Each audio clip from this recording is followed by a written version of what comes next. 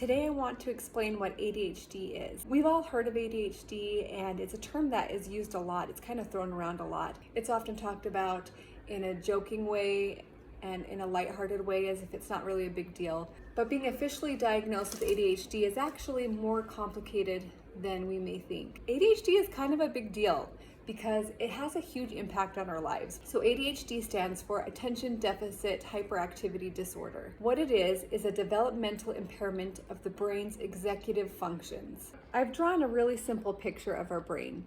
And this part right here is the frontal lobe. This is where our executive functions are. What are our executive functions? It's basically our self-regulation system or our self-control center. They include self-awareness, inhibition, short-term memory or working memory. And if you don't know what working memory is, I'm going to talk about it in another episode. Self-motivation, planning, and problem solving. So to put it simply, all of these executive functions in the ADHD person is deficient. And these things are really hard for us because they're not as developed. This is shown in the book, Taking Charge of ADHD by Russell A. Barkley, the book that I reference a lot. On page 22, it says, many studies using brain imaging techniques have found the ADHD brain to be 3 to 10% smaller than in other children of the same age, especially in the frontal area, and 2 to 3 years delayed in maturation.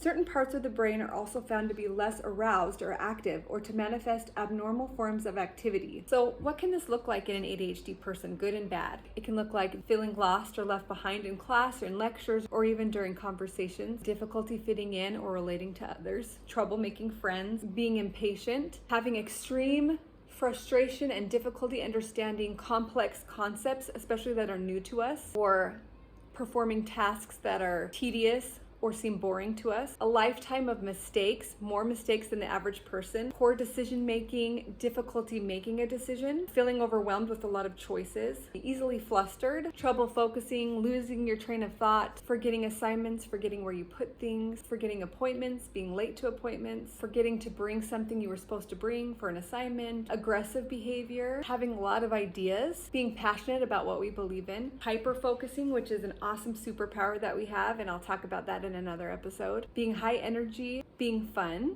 thinking outside of the box, being compassionate because we have experienced a lot of pain and we don't want other people to feel that, being adventurous, being brave, willing to take risks that maybe a lot of other people wouldn't be willing to take, being resilient, very social, artistic, having a lot of talents, multi-talented. And that's just a short list that I came up with. There's a lot. And of course, ADHD is going to look different in every person because we're all individual, we're all different and unique, we were all raised differently. We're not just ADHD, we have our personalities. So to summarize, ADHD is a physical difference within our brains. We can't see it, but it's a very real disorder that affects some pretty important parts of ourselves, including self-control.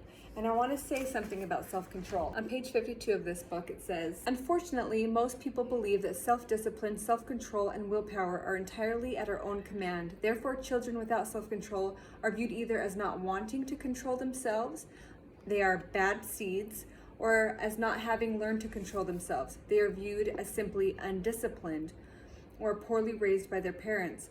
Frankly, this view is grossly out of date relative to the science on the disorder. Science is showing us that there are neurological, brain, and even genetic factors that contribute to self-control and willpower, along with learning and upbringing. And when these brain systems are functioning improperly or become damaged, normal levels of self-control and willpower are impossible. Those with ADHD are such people. So I hope that helps people with ADHD to give themselves more compassion. I hope it helps people to have more compassion who know people with ADHD, who work with someone. You know, I'm not saying that we don't have self-control. Of course we have self-control, but willpower and self-control are just harder for us because the parts of our brain that help us control that is just not quite up to speed as other people. So that's just a brief explanation of what ADHD is and what it can kind of look like. I hope it's given you some more understanding. Thanks for listening, and we'll see you next time.